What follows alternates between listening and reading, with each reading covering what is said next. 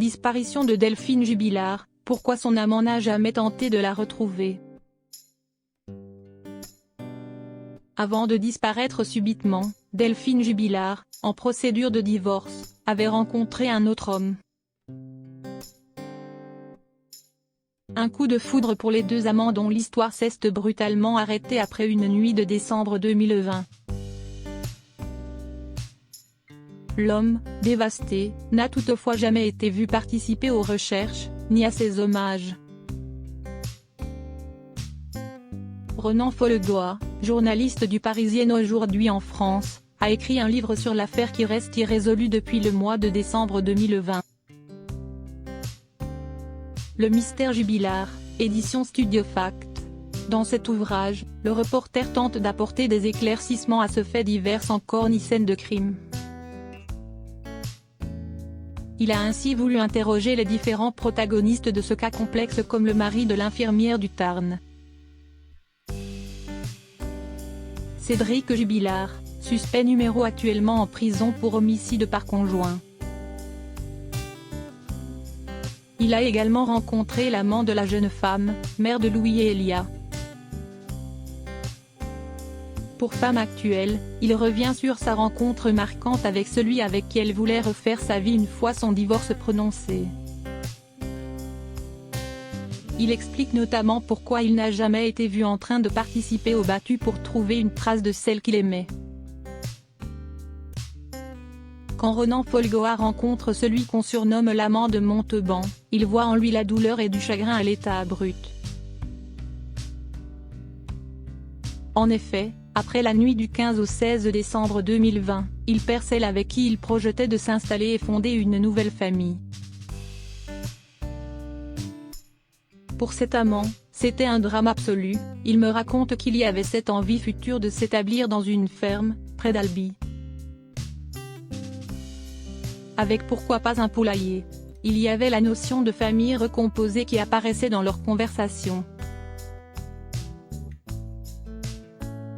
Il s'était présenté les enfants par visio, partage-t-il. En effet, la compagne de l'amant de Delphine Jubilard avait découvert leur relation et avait demandé d'attendre la fin des fêtes de fin d'année pour officialiser leur nouveau couple. Pourtant, personne ne l'a jamais vu tenter de retrouver la trentenaire si dévouée pour les autres lors des fouilles de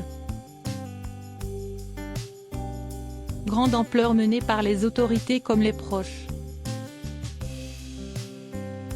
Renan Folgoa livre des explications à cette absence. Il n'a jamais souhaité participer physiquement aux recherches. Il n'est pas venu non plus à l'hommage à la cathédrale d'Albi. Pas par désintérêt, mais il comprenait qu'il ne devait pas exister ou être connu. Comme il me l'a expliqué, les enquêteurs le considéraient comme le personnage pivot de ce drame dans le sens où il aurait pu constituer le mobile du passage à l'acte de Cédric Jubilard. Il était donc très important qu'il ne donne pas d'interview, qu'il n'apparaisse pas.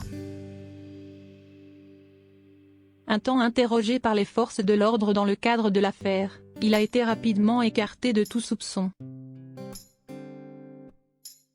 Comme sa compagne de l'époque, ayant un alibi le soir de la disparition, ils étaient chez eux avec leur progéniture.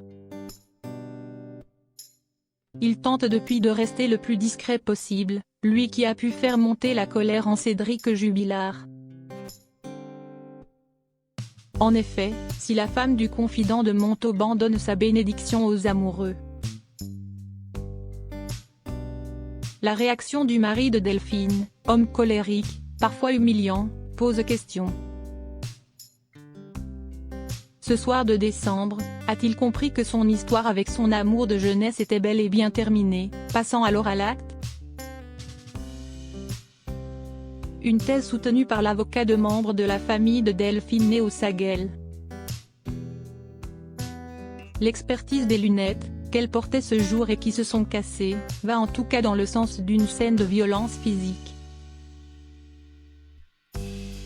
Tandis que le fils aîné des Jubilard a certifié avoir entendu ses parents se disputer.